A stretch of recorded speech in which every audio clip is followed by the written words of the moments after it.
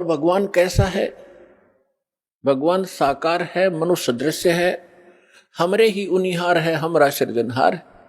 हमारा भगवान हमारे ही जैसी उनिहार का है, यानी मनुष्य दृश्य ही है, लेकिन उसके सामर्थ्य में और जीव के सामर्थ्य में दिन और रात का अंतर है। वो सर्वशक्तिमान है, सर्वसृष्टि रचनहार है, सबका पालक है, लेकिन है मनुष्य जैसा ही। फिर तीसरा आता है कि परमात्मा मिलता कैसे है।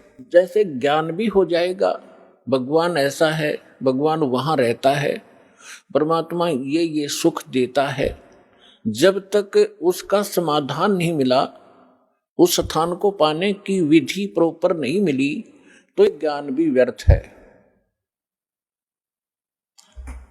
तो अब वो साधना कौन सी है जिससे वो स्थान प्राप्त होगा, जो श्रीमद् भगवत गीता अध्याय नंबर 18 के श्लोक नंबर 62 में, गीता अध्याय नंबर 15 के श्लोक नंबर 4 में वर्णन किया हुआ है कि अर्जुन तू सर्व भाव से उस परमेश्वर की शरण में जा। गीता ज्ञान दाता अपने से अन्य किसी समर्थ परमात्मा की शरण में जाने के लिए अर्जुन जी को कह रहा है, और उसकी शरण में जाने से ही तो परम शांति को और शाश्वत स्थान को, शाश्वत स्थान मीन जिसका कभी नाश ना हो, सत्यलोक, अविनाशी लोक, अमर लोक को प्राप्त होगा।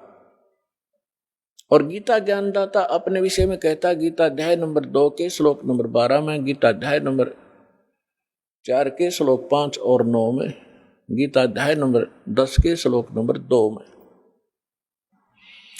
कि अर्जुन तेरे और मेरे बहुत जन्म हो चुके हैं, तू नहीं जानता, मैं जानता। इससे सिद्ध है कि गीता ज्ञानदाता अविनाशी नहीं है, और इसके साधक भी फिर अविनाशी स्थान प्राप्त नहीं कर सकते। गीता ज्ञानदाता 8वें अध्याय के 13वें श्लोक में गीता जी में कहता है कि अर्जुन मुझ ब्रह्म का केवल एक मंत्र है, और इसकी जो साधना करता है अंतिम सांस तक, मरते दम तक, वो इस ओम से मिलने वाली परम गति को प्राप्त होता है। ओम से मिलने वाली परम गति कौन सी है? ब्रह्मलोक। ओम ब्रह्म का मंत्र है, ओम के जाप से ब्रह्मलोक प्राप्त होता है। गीता अध्याय नंबर 8 के श्लोक नंबर 16 में स्पष्ट किया है कि ब्रह्मलोक में गए हुए प्राणी भी पुनर्वृत्ति में हैं, वो भी फिर जन्म और मृत्यु के इस चक्कर में गिरे ही रहते हैं। गीता अध्याय नंबर 15 के श्लोक नंबर 4 में कहा कि अर्जुन तत्वदर्शी संत की प्राप्ति के उपरांत परमेश्वर के उस परम पद की खोज करनी चाहिए, जहां जाने के बाद साधक फिर लौटकर कभी संसार में नहीं आते। और जिस परमेश्वर ने सब ब्रह्मांडों की रचना की है, जिससे संसार रूपी वृक्ष की प्रवृत्ति विस्तार को प्राप्त हुई है, यानी संसार रूपी वृक्ष का 15वें अध्याय के अंदर एक एग्जाम्पल है, फॉर एग्जाम्पल, उदाहरण के तौर पे बताया है कि ये सारा संसार समझो उल्टा लटका हुआ संसार तुल्य है, वृक्ष तुल्य है। ऊपर को जड़ तो पूर्ण परमात्मा परम अक्षर ब्रह्म है, जो सबका पालन करता है, पेड़ का पालक मूल होता है, जड़ होती है,